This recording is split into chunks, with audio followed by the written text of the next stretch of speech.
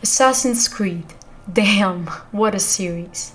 I have been a fan of these games since I remember playing video games, and every single one of them finds a way to impress me. Obviously, we've been through a lot of ups and downs, but I feel something special when I play AC Valhalla, something that kind of reminds me of playing the Ezio collection, and that collection, in my opinion, is the best era of Assassin's Creed. I'm telling you guys, the more I play this game, the harder it is to put it down. For that reason, I decided to talk about 5 things I like and dislike about this game, since no game is perfect. This game definitely has more ups than downs, but it's always good to analyze what could have been done better. As always, I would like to remind everyone that this is just my opinion. You are free to have your own. I mean, isn't that what we assassins are fighting for? But well guys, let's not waste any more time. Here are 5 things I like and 5 things I dislike about this game. Number 1. Gear management. One of the main issues in this game is the ability to sort your items, both when you're controlling Eivor and with vendors. I was kind of surprised that most of these mechanics aren't in the game, because they were previously introduced in Odyssey and Origins. You can't sort your weapons by type, by rarity, by really anything, and the same goes for armor. This stuff is really helpful and useful, especially when you're playing an RPG that has a bunch of loot. Another aspect I found really annoying is that you can't really compare items. I mean, you can compare 2 pieces, but the game doesn't give you those green and red arrows that reflect how better or worse a specific item is compared to another. The items vendors sell are also very hard to distinguish, especially when talking about those cosmetic schemes. Every single one of them is very similar to the other, so I wish there was a way to preview them before buying them. Being that said, I think that all these aspects can easily be added with a game patch, so let's not lose hope. Number 2. Eagle Vision is useless. Assassin's Creed games are well known for the Eagle Vision ability. It is really helpful because it shows you where you can find important items and it marks enemies in order for you to find the best way to kill them, in a stealthy way even, if possible. However, in this game, the Eagle Vision is kind of a mess. You can't really mark enemies, so it's much harder for you to plan how you're going to attack. Unlike previous titles, this game doesn't zoom in on the important areas, only allowing the players to spot the vicinity. I remember a mission where I had to look for a longship, and it took me at least 40 minutes to find it, because the Eagle Vision wouldn't point me in the right direction. This also goes for the Odin sight. The execution of this feature is done in a weak manner, as things aren't easily apparent and still have to be tracked down. Not to mention the radius of the sight isn't as big as it could have been, so you'll find yourself invoking it more than you'd like. This makes the walkthrough much harder, because you can't really find what you're supposed to find. I found myself so many times lost, which made the searching for special items kind of annoying. Number 3. There is no real loot. In this game, no enemy will ever drop a weapon or any useful item for you. The only weapons enemies will drop is like a broken bow, which you can only sell at the vendor. You can't even fix it. This totally contradicts the basis of any RPG game. Don't you love the sensation of finally beating that really strong boss and then acquiring his super strong weapon? That doesn't happen here. Instead, every weapon and armor piece is locked behind chests spread all around the world. This feature will force you to spend a lot of time just looking for that specific armor you need in order to progress the story. I don't mind exploring, I mean, that's the main goal when playing an RPG. However, when it feels forced, it will ruin the whole experience. Number 4. The riddles.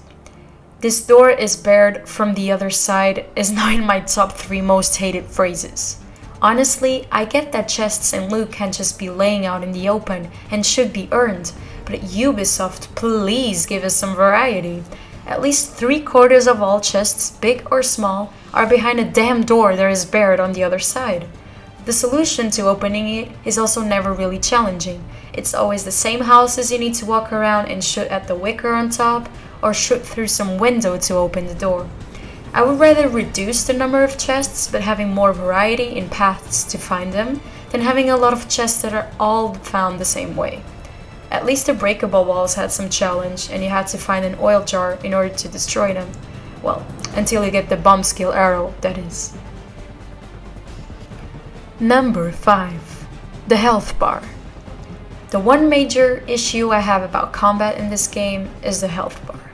No longer will your character heal over time. Instead, you must eat food to heal yourself, be that through eating random items while exploring or consuming rations while fighting.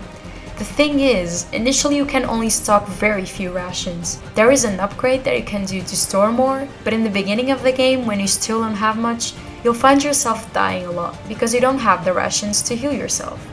It also feels kind of weird to have to run around during a battle to find some berries because you used up all your rations. And more often than not, the health bar took me out of the game every time I had to interact with it. And now, the good things. Number 1. The set and story. The writing in Valhalla is one of the best this series has ever seen. Its characters are really well written and compelling. Its tones strike the right balance between grit and humor, and the stories are enticing. There are funny moments, but it never tries too hard to be silly, which is a huge step up from the previous game, Odyssey. Malaka! The actual gameplay in Valhalla is just as good as the writing. Vikings are not known for their subtle approach and sneaky tactics, and Valhalla doesn't force you to play that way either.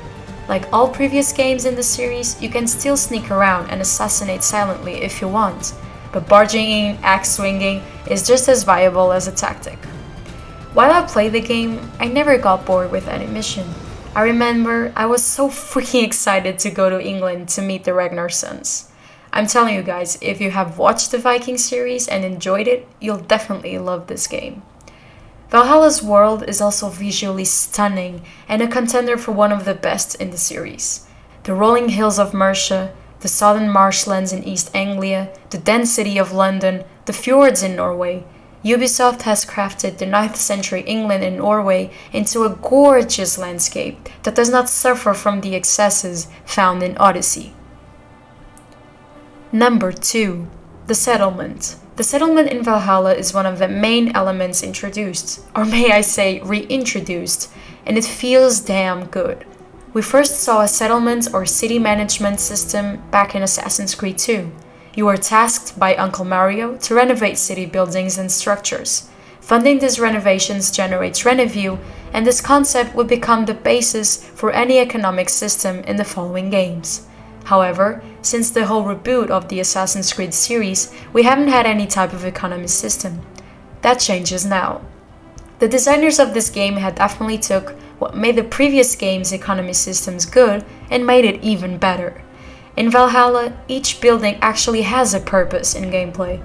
You'll visit the blacksmith to upgrade and improve your weapons and armor, the tattoo parlor to get some ink, or the stable to teach your horse some new important skills like swimming. I'm really happy this whole settlement management is back, and it definitely doesn't feel like a chore. I mean, who doesn't love to raid other settlements to steal some goods and then improve your own? Number 3. No side quests. This game definitely has the Ubisoft game formula, we all know, as you do a main quest in each region to secure an alliance with that area, and then do a bunch of mini side quests and treasure hunting to complete each zone. But there are some tweaks to it. Valhalla doesn't really have side quests. It structures them all as puzzles. For example, one time I was just walking around and found a man complaining about a rat's problem. I walked some more and found a woman with cats inside her house. What did I do? I walked up to her house, opened the door, and the rat's problem was fixed.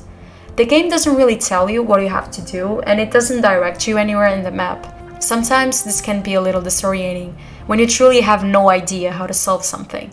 But it's at least an interesting spin on the concept of side quests, making them more puzzle-like than following road steps. I love when games make you think, when games make you earn something.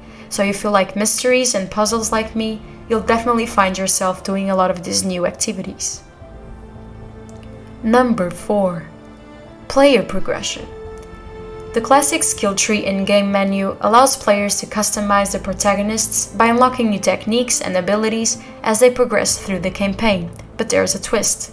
Typically, skill trees let players see the abilities further down the tree so that they can plan out the type of character they want to play as right from the get-go. Not in Valhalla though. Ubisoft's new system is more of a web, linking clusters of upgrades together that are only revealed once you spend a certain amount of experience points on a specific area, which makes it much more intriguing for players to test out unique combinations.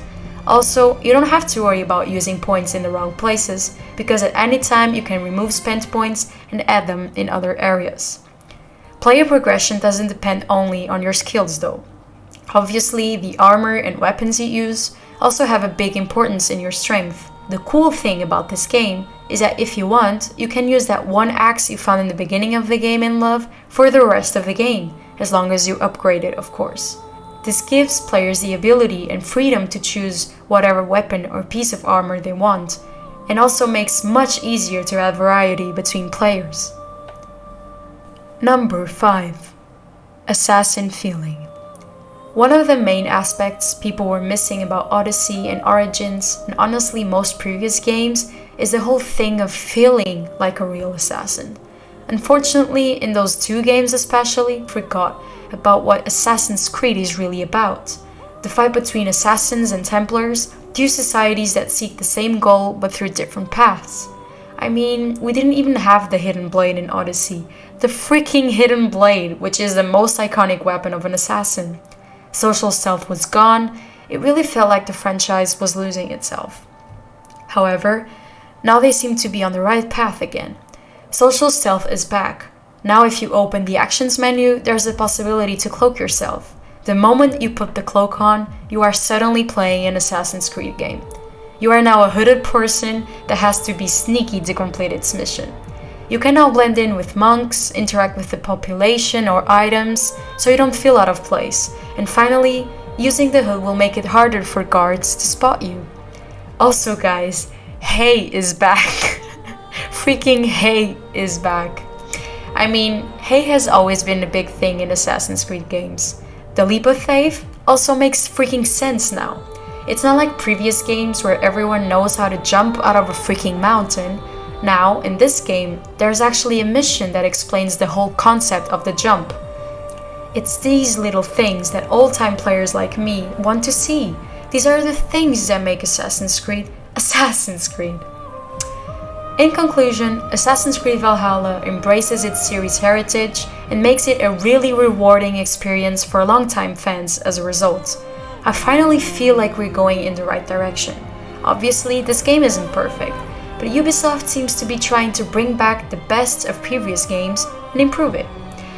And well guys, this was the video. I know that it is really different from what I usually do, and it's something that I've never done before, but I really wanted to try this out and I hope you guys enjoyed it. So as always, I hope you have a wonderful day.